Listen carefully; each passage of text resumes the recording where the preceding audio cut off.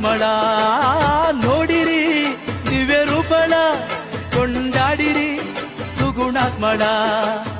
ಅರಿಶಿನ ಕುಂಕುಮ ನೀಡಿ ಕಲ್ಲೆಯ ಹಾರವ ನೀಡಿ ಅಂಗಳೆ ಪಾದಕ್ಕೆ ನಾವು ಶಿರವ ಬಾಗುವ.